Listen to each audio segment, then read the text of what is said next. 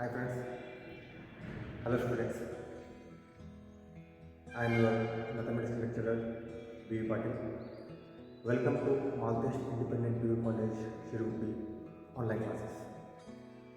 So in the last class, this is ವಿದ್ಯಾರ್ಥಿಗಳೇ ನಾವು geometry ಅಂದರೆ ರೇಖಾಗಣಿತವನ್ನು ಇಲ್ಲಿ ತನಕ ಕನ್ನಡದಲ್ಲಿ ಕಲಿತು ಈಗ ಇಂಗ್ಲೀಷ್ನಲ್ಲಿ ಅದನ್ನು ಮತ್ತೆ ನಾವು ಬಳಸ್ಕೋಬೇಕಾದ್ರೆ ಕೆಲವೊಂದಿಷ್ಟು ಪದಗಳ ಬಳಕೆ ನಾವು ಇಂಗ್ಲೀಷ್ನಲ್ಲಿ ಟ್ರಾನ್ಸ್ಲೇಟ್ ಮಾಡಿಕೊಂಡು ಅಡ್ಜಸ್ಟ್ ಆಗಬೇಕಂದ್ರೆ ಸ್ವಲ್ಪ ಟೈಮ್ ತಗೊಳ್ಳುತ್ತೆ. ಅದಕ್ಕೆ ನಾವು ಇವತ್ತು ಟ್ರಯಾಂಗಲ್ಸ್ ಬಗ್ಗೆ ಒಂದು ಸ್ವಲ್ಪ ಕಲ್ತ್ಕೊಳ್ಳೋಣ. ಸೊ ಆಲ್ರೆಡಿ ಎಲ್ಲ ಗೊತ್ತಿದ್ದಂಥ ಕಾನ್ಸೆಪ್ಟ್ಸೇ, ಅದನ್ನೇ ನಾವು ಇಂಗ್ಲೀಷ್ನಲ್ಲಿ ಸ್ವಲ್ಪ ಬ್ರೀಫಾಗಿ ನೋಡೋಣ. So what is my triangle? So triangle ಅಂದ್ರೇನು? So in generally in Kannada what we study, ಮೂರು ಬಾಹುಗಳಿರುವಂಥ ಒಂದು ಆಕೃತಿ, ಅದಕ್ಕೆ ನಾವು ಟ್ರಯಾಂಗಲ್ ಅಂತ ಹೇಳ್ತೀವಿ. But in English triangle is a polygon with 3 sides. So ಅದೇ ಪಾಲಿಗಾನ್ ಅಂತಂದರೆ ಇಟ್ ಈಸ್ ಬಹುಭುಜಾಕೃತಿ ಅಂತ ಹೇಳ್ತೀವಿ. ಸೊ ಬಹುಭುಜಾಕೃತಿ ಅಂತಂದರೆ ಒಂದು ಯಾವುದೇ ಆಕೃತಿ ಅದಕ್ಕೆ ಒಂದಕ್ಕಿಂತ ಹೆಚ್ಚಿಗೆ ಬಾಹುಗಳಿದೆ, ಅದನ್ನು ಬಹುಭುಜಾಕೃತಿ ಅಂತ. ಆ ಬಹುಭುಜಾಕೃತಿಯು 3 ಬಾಹುಗಳನ್ನು ಹೊಂದಿದ್ರೆ ಅದಕ್ಕೆ ನಾವು ಟ್ರಯಾಂಗಲ್ ಅಂತ. Triangle is A polygon with 3 sides.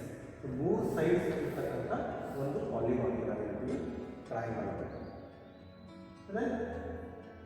Triangle has 3 sides. 3 sides ಇದೆ. And it has vertices. Vertices ಅಂತ ಏನು? ಈಗ ನಾವು ಶೃಂಗ ಬಿಂದುಗಳು ಅಂತ ಕರಿತೀವಿ. ಈ ಕನ್ನಡ ಶೃಂಗ ಬಿಂದುಗಳು. ಶೃಂಗ ಬಿಂದುಗಳು ಎಷ್ಟಿರ್ತವೆ? 3 ಇರ್ತವೆ. ಹೌದಾ? ಇವಕ್ಕೆ ನಾವು ವರ್ಟೈಸಸ್ ಅಂತ. ವರ್ಟೈಸಸ್ ಮೀನ್ಸ್ ಶೃಂಗ ಬಿಂದುಗಳು. Has 3 sides means ಬಾಹುಗಳು. 1, 2, 3. ಅದೇ ರೀತಿ ನಾವು ಸ್ಕ್ವೇರ್ ತಗೊಂಡ್ರೆ ಅದರಲ್ಲಿ ಎಷ್ಟು ಬರ್ತದೆ? 4 vertices ಬರ್ತದೆ. 4 vertices, 4 sides. So 4 vertices and 4 sides and so on. So ಇದರಲ್ಲಿ ಮತ್ತೆ ನಮಗೆ ಬಹುಭುಜಾಕೃತಿಗಳು ಕಲಿತಾ ಹೋಗ್ತೀವಿ. ಪೆಂಟಾಗಾನ್ ಬರುತ್ತೆ, ಹೆಕ್ಸಾಗಾನ್ ಬರುತ್ತೆ, ಈ ರೀತಿ. So just we concentrate on triangles. Triangle is a polygon with 3 sides. Triangle has 3 sides and 3 vertices. The sum of angles, so angles in the sense it is interior angle. Sum of angles of a triangle is always 180 degree. So ನಮ್ಮ ಒಳಗಡೆ ಒಳಕೋನಗಳ ಮೊತ್ತ triangle ಎಷ್ಟಿರುತ್ತೆ ಯಾವಾಗಲೂ 180 degree ಇರುತ್ತೆ. So ಈ 180 ಇವೆಲ್ಲ angles change ಆಗ್ತಿರ್ಬೋದು ಮೂರದು, but ಅವನ್ನು ನಾವು ಕೂಡಿಸಿದಾಗ ಬರುವಂಥದ್ದು ಏನಾಗಿರ್ತದೆ ಆ್ಯಂಗಲ್ 180 ಡಿಗ್ರಿಗೆ ಇಟ್ಕೊಳ್ತೀವಿ. ಫಾರ್ ಎಕ್ಸಾಂಪಲ್ ಇದರ ಆ್ಯಂಗಲ್ ನಾವು ಎ ಡಿಗ್ರಿ ಬಿ ಡಿಗ್ರಿ ಅಂತ ಹೇಳ್ತೀವಿ. ಬಿ ಡಿಗ್ರಿ ಪ್ಲಸ್ ಇದು C degree plus A degree ಇತ್ತು ಅಂತಂದರೆ ಅವನ್ನ ಆ್ಯಡ್ ಮಾಡೋದು ನಾವು ಎಕ್ಸಾಕ್ಟ್ ಎಷ್ಟು ಬರ್ತಿರಬೇಕು? 180ನೇ ಬರುತ್ತೆ. ಸೊ ಟ್ರಯಾಂಗಲ್ದು ಸಮ್ ಪ್ರಾಪರ್ಟಿ. ಈ ಪ್ರಾಪರ್ಟಿಯಲ್ಲಿ ನಾವು ಟ್ರಯಾಂಗಲ್ಸ್ನ ಸಪ್ರೇಟ್ಲಿ ಯಾಕೆ ಸ್ಟಡಿ ಮಾಡ್ತಿದ್ದೀವಿ ಅಂತಂದರೆ, ಆಲ್ರೆಡಿ ನಾನು ಹೇಳಿದೆ ಟ್ರಿಗ್ನೋಮೆಟ್ರಿ ಅಂತ ಹೇಳಿ ನಿಮ್ಗೆ ಹೊಸ ಕಾನ್ಸೆಪ್ಟೇ ಬರುತ್ತೆ. ಆಲ್ರೆಡಿ ನೀವು SSLC ಸ್ವಲ್ಪ ಭಾಗ ಕಲ್ತಿರ್ತೀರಿ. ಈಗ ಅದೇ ಒಂದು ಭಾಗನ ನಾವು ಮತ್ತೆ ಇನ್ ಡೀಟೇಲ್ ಆಗಿ ಸ್ಟಡಿ ಮಾಡ್ತಾ ಇದ್ದೀವಿ. ಸೊ ಸ್ಟೂಡೆಂಟ್ಸ್, ಟ್ರಯಾಂಗಲ್ಸ್ನಲ್ಲಿ ಆದಮೇಲೆ ಇದರಲ್ಲಿ ಮತ್ತೆ ಟೈಪ್ಸ್ ಆಫ್ ಟ್ರಯಾಂಗಲ್ಸ್ ಬರುತ್ತೆ. ಈ ಕ್ಲಾಸಿಫಿಕೇಶನ್ ಆಫ್ ಟ್ರಯಾಂಗಲ್ಸ್ನ ನಾವು so based on there angles and sides ಮೇಲೆ ಡಿವೈಡ್ ಮಾಡ್ತೀವಿ. ಸೊ ಆ್ಯಂಗಲ್ಸ್ನ ಮೆಜರ್ ಮಾಡಿದಾಗ ಬರುವಂಥ ಕೆಲವೊಂದಿಷ್ಟು ಆಕೃತಿಗಳ ಹೆಸರುಗಳನ್ನೇ ಬೇರೆ ತಗೊಳ್ತೀವಿ. ಫಾರ್ ಎಕ್ಸಾಂಪಲ್ ಇದು ಮತ್ತು ಬಾಹುಗಳನ್ನು ಮೆಜರ್ ಮಾಡಿದಾಗ ಅವಕ್ಕೆ ಬರುವಂಥ ಕ್ಯಾಟಗರಿನ ಬೇರೆ ಮಾಡ್ತೀವಿ. ಸೊ ಏನಾಗಿರ್ಬೋದು, 2 ಬಾಹುಗಳು ಸಮ ಇತ್ತು ಅಂತಂದರೆ ಅದಕ್ಕೆ ಏನಂತೀವಿ? ಸಮದ್ವಿಬಾಹು ತ್ರಿಭುಜ ಅಂತ ನೀವು ಕನ್ನಡದಲ್ಲಿ ಹೇಳ್ತೀವಿ. ಎಲ್ಲ ಬಾಹುಗಳು ಸಮ ಇತ್ತು ಅಂತಂದರೆ ಇಕ್ವಿಲ್ಯಾಟರಲ್ ಟ್ರಯಾಂಗಲ್ ಅಂತ ನಾವು ಕರಿತೀವಿ. ಸೊ ಹೀಗೆ ಕೆಲವೊಂದಿಷ್ಟು ಅವುಗಳ ಆಕೃತಿ ಮೇಲೆ, ಬಾಹುಗಳ ಮೇಲೆ ಮತ್ತು ಕೋನಗಳ ಮೇಲೆ ಆಕೃತಿ. Next the classification of triangles based on there angles and sides. First one, classification of triangles by there sides. ಅಂದರೆ ಬಾಹುಗಳಿಂದ ಅವನ್ನ ಯಾವ ರೀತಿ ನಾವು ವಿಂಗಡಣೆ ಮಾಡಬಹುದು ಅಂದರೆ ಕ್ಲಾಸಿಫೈ ಮಾಡಬಹುದು. ಸೊ ಬೈ ದ ಸೈಡ್ಸ್ ಇದ್ರ ಒಂದೇದು ಸ್ಕೆಲೆಟ್ ಟ್ರಯಾಂಗಲ್ ಅಂತ. ಸ್ಕೆಲೆಟ್ ಟ್ರಯಾಂಗಲ್ ಅಂತಂದ್ರೆ ಡೆಫಿನೇಷನ್ ನೋಡ್ರಿ, ಅದಾದ್ಮೇಲೆ ನಿಮಗೆ ಕನ್ನಡದಲ್ಲಿ ಮೀನಿಂಗ್ ಬರ್ತದೆ. So scalene triangle, what is scalene triangle? A triangle that has no side of equal length. ಅಂದರೆ ಒಂದು ಟ್ರಯಾಂಗಲ್ನಲ್ಲಿ ಯಾವುದೇ ಸೈಡ್ ಕೂಡ ಇನ್ನೊಂದು ಸೈಡ್ಗೆ ಅಂದರೆ ಇನ್ನೊಂದು ಬಾಹುಕ್ಕೆ ಸಮ ಇರೋಲ್ಲ. ಅಂದರೆ ಮೂರು ಬಾಹುಗಳು ಅಸಮ ಇರ್ತವೆ ಒಂದಕ್ಕೊಂದು. ಅಂಥ ಟ್ರಯಾಂಗಲ್ ಏನಂತ ನಾವು ಸ್ಕೆಲೆಟ್ ಟ್ರಯಾಂಗಲ್ ಅಂತ ಕರಿತೀವಿ. ರೈಟ್, ಅಸಮ ಬಾಹು ತ್ರಿಭುಜ ಅಂತ ಕರಿಬೋದು ಕನ್ನಡದಲ್ಲಿ. ಅಂದರೆ triangle that has no side of equal length is called a scalene triangle. ಇದು ಒಂದು ಎಕ್ಸಾಂಪಲ್ ಯಾವುದು ಇದೆ ಅಂದ್ರೆ ಬಾಹುಗಳು ಏನಾಗಿರ್ಬೇಕು, ಸಮ ಇರಬಾರ್ದು. ಸೊ ಇದ್ರ ಲೆಂತ್ 5 ಸೆಂಟಿಮೀಟರ್ ಇದ್ರೆ ಇದು 6 ಸೆಂಟಿಮೀಟರ್ ಇರುತ್ತೆ, ಇದೊಂದು 3 ಸೆಂಟಿಮೀಟರ್ ಇರುತ್ತೆ. ಸೊ ಈ ರೀತಿ ಬಾಹುಗಳ ಅಸಮ ಇದ್ದು ಅಂತಂದರೆ ಅಂಥ ತ್ರಿಭುಜಕ್ಕೆ ಏನಂದ್ರೆ ನಾವು ಸ್ಕೆಲೆಟ್ ಟ್ರಯಾಂಗಲ್ ಅಂತ ಕರಿತೀವಿ. ಸೊ ನಿಮಗೆ ಕನ್ಫ್ಯೂಸ್ ಆಗ್ತಿದ್ರೆ ಸ್ಟಾರ್ಟಿಂಗ್ ಅಂಡರ್ಸ್ಟ್ಯಾಂಡ್ ಮಾಡ್ಕೊಂಡಂಗೆ ಬ್ರ್ಯಾಕೆಟ್ನಲ್ಲಿ ಅದರದ್ದು ಕನ್ನಡ ಮೀನಿಂಗ್ ಕೂಡ ಬರ್ಕೊಳ್ಳಿ. ಅಸಮ ಬಾಹು ತ್ರಿಭುಜ ಸ್ಕೆಲೆಟ್ ಟ್ರಯಾಂಗಲ್, ಅದರ ಜೊತೆಗೆ ಆ ಚಿತ್ರನ ಒಂದು ನೋಟ್ನಲ್ಲಿ ಹಾಕ್ಬೋದು. Second B, by the sides ಅಂತ ನೋಡ್ತೀವಿ. ಬಿ ಏನು ಹೇಳಿದ್ರೆ isosceles triangle. So isosceles triangle ಅಂತಂದರೆ ಒಂದು ತ್ರಿಭುಜದಲ್ಲಿ ಎರಡು ಬಾಹುಗಳು ಸಮ ಇರ್ತವೆ. ಅಂತ ಎರಡು ಬಾಹುಗಳು ಸಮ ಇತ್ತು ಅಂದರೆ ಅದಕ್ಕೆ ನಾವು ಐಸೋಸೆಲೆಸ್ ಅಂತೀವಿ. ಅಂದರೆ ಕನ್ನಡದಲ್ಲಿ ಏನಾಗುತ್ತದೋ ಸಮದ್ವಿಬಾಹು ತ್ರಿಭುಜ ಅಂತ ಕರೀತೀವಿ. ಅಂದರೆ ಎರಡು ಬಾಹು ಸಮ ಇದ್ದು ಅಂತಂದರೆ ಇದು 8 ಸೆಂಟಿಮೀಟರ್ ಇದ್ದರೆ ಇದು 8 ಸೆಂಟಿಮೀಟರ್ ಇರುತ್ತೆ. ಸೊ ಇದು ಎಷ್ಟಾಗೋದು ಅಂದರೆ ಯಾವುದಾದ್ರು ಎರಡು ಬಾಹು ಸಮ ಇದ್ದು ಅಂತಂದರೆ ಅದಕ್ಕೆ ನಾವು ಎಂಥ ತ್ರಿಭುಜ ಅಂತ ಕರಿತೀವಿ? Isosceles triangle. Isosceles, ISOSCELES, isosceles triangle ನೆನಪಿಟ್ಕೊಳ್ಳಿ. ಸಮದ್ವಿಬಾಹು, ಎರಡು ಬಾಹುಗಳು ಸಮ ಇರಬೇಕು. And isosceles a triangle that has 2 sides of equal length. Only 2 sides, ಎರಡು ಈಕ್ವಲ್ ಲೆಂತ್ ಇದ್ದು ಅಂತಂದರೆ ಅದಕ್ಕೆ ನಾವು ಐಸೋಸೆಲೆಸ್ ಅಂತ ಕರಿತೀವಿ. ಸೊ ಇದರಲ್ಲಿ third one C, equilateral triangle ಅಂತ. ಇಲ್ಲಿ ಎರಡು ಬಾಹುಗಳು ಸಮ ಆದವು. ಇಕ್ವಿಲ್ಯಾಟರಲ್ ಅಂತಂದ್ರೆ ಆಲ್ ಸೈಡ್ಸ್ ಏನಾಗಿರಬೇಕು, ಈಕ್ವಲ್ ಇರಬೇಕು. That means a triangle, symbol ಬರೆದಿದ್ದೀನಿ, ಶಾರ್ಟ್ ಸ್ಪೇಸ್ ಕಡಿಮೆ ಈ ರೀತಿ ಬಂದು ಮೇಲ್ಗಡೆ LE ಅಂತ ಬರೆದೆ, that represents triangle. So in short ನಾವು ಈ ರೀತಿ ಬರಿತೀವಿ. ಬಟ್ ನೀವು ಬುಕ್ ಮೇಲೆ ಬರ್ಕೋಬೇಕಾದ್ರೆ ಟ್ರಯಾಂಗಲ್ ಅಂತ ಬರ್ಕೋಬೇಕು. So you word na put the triangle. A triangle which has all the 3 sides equal in length. ಅಂದರೆ ಮೂರು ಬಾಹುಗಳು ನಮಗೆ ಸಮ ಬಂದರೆ, ಮೂರು ಬಾಹುಗಳು ನಮಗೆ ಸಮ ಬಂದರೆ ಅವಾಗ ನಾವು ಹೇಳ್ತೀವಿ ಅದಕ್ಕೆ ಇಕ್ವಿಲ್ಯಾಟರಲ್ ಟ್ರಯಾಂಗಲ್ ಅಂತ ಕರೀತೀವಿ. ರೈಟ್, ಇದೇನಾಯಿತು? Based on their sides. So ಸೈಡ್ಸ್ಗಳ ಆಧಾರದ ಮೇಲೆ ಅಥವಾ ಬಾಹುಗಳ ಆಧಾರದ ಮೇಲೆ ನಾವೇನು ಮಾಡಿದ್ವಿ, ತ್ರಿಭುಜಗಳನ್ನು 3 ವಿಧಗಳಲ್ಲಿ, ಒಂದು ಐಸೋಸೆಲೆಸ್ ಟ್ರಯಾಂಗಲ್, ಇನ್ನೊಂದು ಸ್ಕೆಲೆಟ್ ಟ್ರಯಾಂಗಲ್, ಇನ್ನೊಂದು ಇಕ್ವಿಲ್ಯಾಟರಲ್ ಟ್ರಯಾಂಗಲ್ ಅಂತ ಹೇಳಿ ವಿಂಗಡಣೆ ಮಾಡಿದ್ವಿ. ರೈಟ್, ದೆನ್ ಸೆಕೆಂಡ್ ಕ್ಲಾಸಿಫಿಕೇಶನ್ ಏನು? By there angles. That means classification of triangles by there angles. ಅವುಗಳ ಕೋನಗಳ ಆಧಾರದ ಮೇಲೆ ಅವುಗಳ ವಿಂಗಡಣೆ ಏನಾಗುತ್ತೆ. ಅದರಲ್ಲಿ ಮೊದಲನೇದು acute angled triangle, ACUTE. Acute ಅಂತಂದರೆ ಮತ್ತೆ ಕೆಲವು ಅದನ್ನ ಅಕ್ಯೂಟ್ ಅಂತಂದರೆ ಅಕ್ಯೂಟ್ ಮೀನ್ ಲೆಸ್ ದ್ಯಾನ್ 90 ಡಿಗ್ರಿ ಅಂತ. ಅಂದರೆ 90 ಡಿಗ್ರಿಗಿಂತ ಕಡಿಮೆ ಇರುವಂಥ ಕೋನ.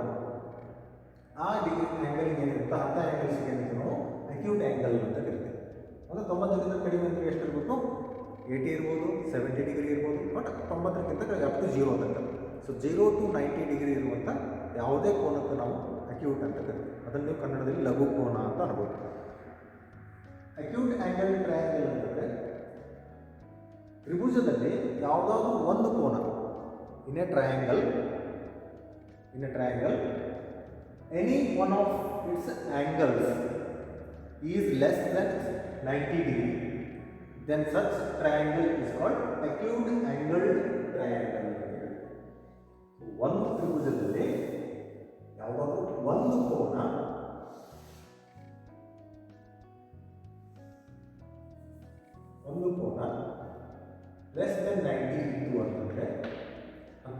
ಟ್ರಯಾಂಗಲ್ ಏನಂತೀವಿ ನಾವು ಅಕ್ಯೂಟ್ ಆ್ಯಂಗಲ್ ಟ್ರಯಾಂಗಲ್ ಅಂತ ಕರಿತೀವಿ.